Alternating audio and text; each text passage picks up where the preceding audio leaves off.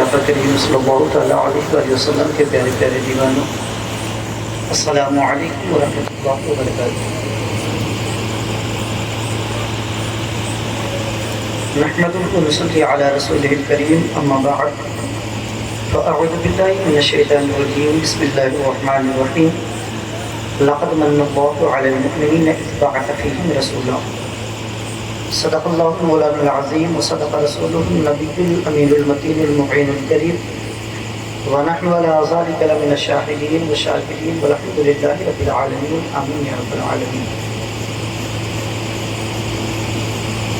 پیارے آقا کریم صلی اللہ تعالیٰ علیہ وآلہ وسلم کے پیارے پیارے دیوانوں، خطبہ مسنونہ کے بعد میں نے قرآن مجید کی ایک آیت مبارکہ تلاوت کی۔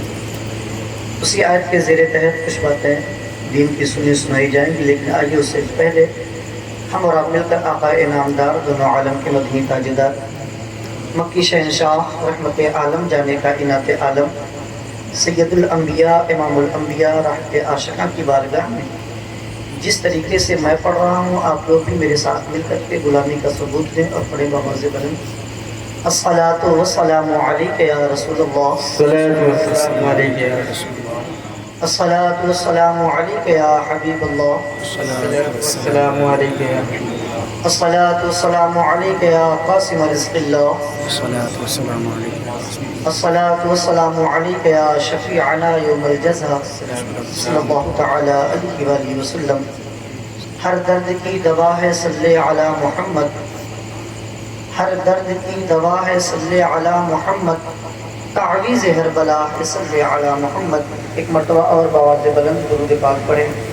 اللہم محمد صلی اللہ علیہ وسلم، نحن عباد محمد صلی اللہ علیہ وسلم، صلاۃ و سلام علیک یا حبیب اللہ صلی اللہ تعالی علیہ وآلہ وسلم۔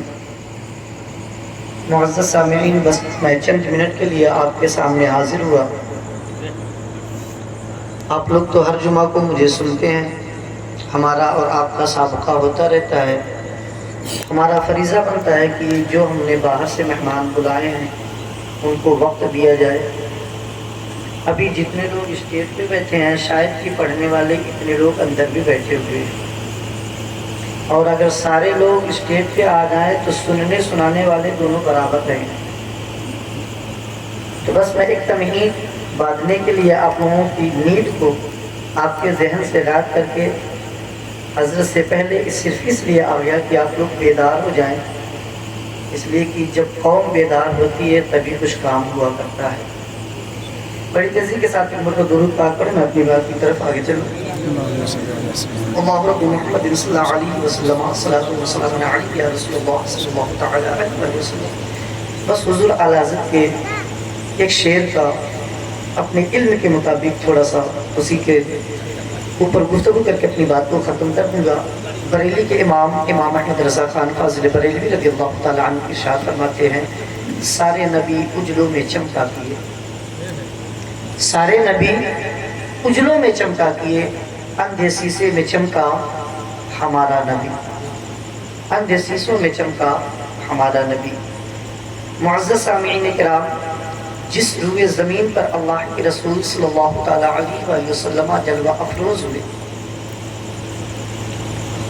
وہ زمین تاریکیوں کا ظلمت کدہ بن چکی تھی۔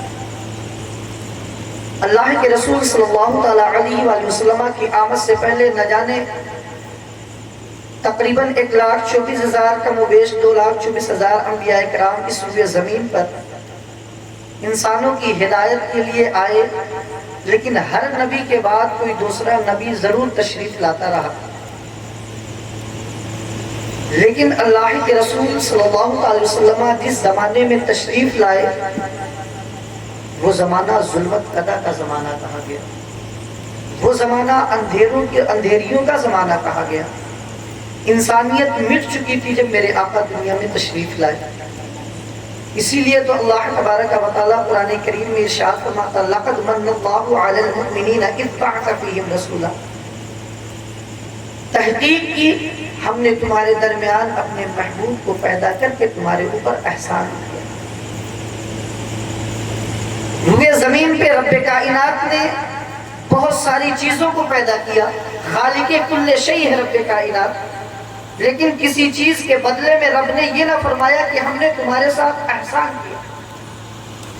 حضرت آدم علیہ السلام کے ذریعے اللہ نے انسانیت کی تخلیق آبادی پھیلائی، لیکن پورے قرآن کو اٹھا کر کے تلاش کر لیا جائے، کہیں نہیں رب نے فرمایا کہ ہم نے آدم صفی اللہ کو پیدا کر کے تمہارے اوپر احسان کیا۔ آپ تاریخ اٹھا کر کے دیکھیں، اللہ تبارک و تعالیٰ نے حضرت نوح کو پیدا کیا، لیکن کہیں نہیں ذکر کیا کہ ہم نے نوح کو پیدا کر کے، نوح نجی اللہ کو پیدا کر کے تمہارے اوپر احسان کیا۔ آپ تاریخ اٹھا کر کے دیکھیں، اللہ تبارک و تعالیٰ نے حضرت ابراہیم کو پیدا کیا، لیکن کہیں نہ یہ فرمایا کہ ہم نے ابراہیم خلیل اللہ کو پیدا کر کے تمہارے اوپر احسان کیا۔ اللہ تبارک و تعالیٰ نے اسماعیل ذبیح اللہ کو پیدا کیا، المختصر کی جتنے انبیاء آئے سب کو اللہ نے پیدا کیا، لیکن کسی کے بارے میں یہ نہیں کہا کہ ہم نے تمہارے اوپر احسان کیا۔ اور اس کے بعد دیکھو چلو، آسمان جیسا اللہ نے سامیانہ ہمیں عطا فرمایا، لیکن کبھی یہ نہ کہا کہ ہم نے آسمان دے کر کے تمہارے اوپر احسان کیا۔ زمین جیسا بچھونا رب کائنات نے ہمیں عنایت کیا، لیکن رب کائنات نے کبھی یہ نہ فرمایا کہ ہم نے تمہارے اوپر احسان کیا۔ اللہ تبارک و تعالیٰ نے دیکھنے کے لیے ہمیں آنکھ جیسی نعمت عطا فرمائی۔ آنکھ کی قدر اگر معلوم کرنی ہے تو کسی اندھے سے پوچھو کہ آنکھ جیسی نعمت کون سا مقام رکھتی ہے، لیکن رب کائنات نے کبھی نہ یہ فرمایا کہ ہم نے تمہارے اوپر احسان کیا۔ رب کائنات نے چلنے کے لیے ہمیں پاؤں دیے، لیکن اللہ نے کبھی یہ نہ فرمایا کہ ہم نے تمہارے اوپر احسان کیا۔ لیکن اسی روئے زمین پر جب آمنہ کے لال سید الانبیاء، امام الانبیاء، راحت عاشقہ محمد رسول اللہ صلی اللہ علیہ وسلم کی باری آئی تو اللہ فرماتا لقد من اللہ علی المؤمنین اذ بعث فیہم رسولا، کہ ہم نے تمہارے درمیان اپنے محبوب کو بھیج کر کے تمہارے اوپر احسان فرمایا۔ تو اس سے پتہ چلا کہ رسول کی ذات مبارکہ سب سے عظیم ذات مبارکہ ہے، اور کیوں نہ ہو حضرت آدم سے لے کر کے حضرت عیسیٰ تلک جتنے نبی آئے، حضرت آدم علیہ السلام کے جب انتقال کا وقت قریب آیا تو آپ نے اپنے بیٹے نوح کو بلا کر کے کہا تھا، اے بیٹے دیکھو جس طریقے سے میں نے دین کو پھیلایا ہے، جس طریقے سے میں نے دنیا کے نظام کو، اللہ کی تخلیق کردہ چیزوں کو چلایا ہے، اے نوح اسی طرز پہ تمہیں بھی چلانا ہے۔ اسی طریقے سے دوسرے انبیاء آتے رہے، ہر نبی اپنے پیچھے والے نبی کے طرز عمل پہ کام کرتا رہا، ہر نبی ایک دوسرے نبی کے زمانے کے قریب آتا رہا۔ اسی کو تو اعلیٰ حضرت فرماتے ہیں کہ سب نبی اجلوں میں چمکا کیے، یعنی ایک نبی کے جانے کے بعد یا ایک نبی کے جانے سے پہلے ہی دنیا میں دوسرا نبی تشریف لے آتا تھا تو اس کو زیادہ محنت کی ضرورت نہ تھی، اس لیے کہ اس کے پیچھے ایک روشنی چلی آ رہی تھی، اسی روشنی کے طرز عمل پہ کام کرنا تھا، اسی روشنی کے طرز عمل پہ دنیا کو ہدایت دینا تھا۔ ایک نبی جو قانون لے کر کے آیا تھا، اسی قانون کو دیکھ کر کے، اسی قانون پہ چل کر کے دوسرے نبی کو اپنے دین کو چلانا تھا۔ لیکن جب باری آتی ہے آمنہ کے لال کی، اور بتاتا چلوں کہ حضرت عیسیٰ علیہ السلام کے زمانے کے بعد 572 سال تک کوئی نبی مبعوث نہ ہوا۔ حضرت عیسیٰ علیہ السلام کی شریعت جو تھی وہ مٹ چکی تھی، آپ کے اوپر نازل کردہ کتاب اس میں تحریف کر دیا گیا تھا، اپنے مرضی کے مطابق اس میں گھٹاؤ بڑھاؤ کر دیا گیا تھا۔ ہم تو 2 قدم کے انسان تھے، پاؤں رکھنے والے انسان تھے، ہمارا نام تو انسان تھا، لیکن انسانیت مر چکی تھی۔ ہمیں کھانے کا طریقہ نہ معلوم تھا، ہمیں بات کرنے کا طریقہ نہ معلوم تھا۔ روئے زمین پہ انسان تو موجود تھے لیکن انسانیت موجود نہ تھی۔ کوئی اپنی سگی بیٹی کو اپنے گلوں سے، اپنے ہاتھوں سے زندہ دفن کر رہا تھا، کوئی انسان اپنے باپ کو لاوارثوں کی طرح ادھر ادھر مارا مارا پھرتا دکھائی دیتا تھا، کوئی انسان اپنی ماؤں کے ساتھ نکاح کرتا ہوا نظر آتا تھا، کوئی انسان اپنے آپ کو سب سے برا اس وقت سمجھتا تھا جب اس کے گھر میں کوئی بہن پیدا ہو جایا کرتی تھی۔ یعنی روئے انسانیت کا ایک چہرہ بگڑ چکا تھا، ساری دنیا نفسی نفسی کے عالم میں تھی۔ اس وقت اللہ تبارک و تعالیٰ نے حضرت آمنہ کے لال کو دنیا میں مبعوث فرما کر کے ساری دنیا کی تاریکیوں کو روشنی میں تبدیل کر دیا تھا۔ اسی لیے اعلیٰ حضرت فرماتے ہیں سارے نبی تو اجلوں میں چمکا کیے، اندھے شیشے میں چمکا ہمارا نبی۔ پیارے آقا کریم صلی اللہ علیہ وسلم کے پیارے دیوانوں، بس میں آپ سے کچھ ضروری باتیں بیان کرنا چاہتا ہوں. تقریر ہر جمعہ کو میں سناتا ہوں. یہاں بیٹھے لوگوں سے بڑی مؤدبانہ اپیل ہے کہ آپ لوگ شریعت مصطفیٰ پر عمل کیا کریں.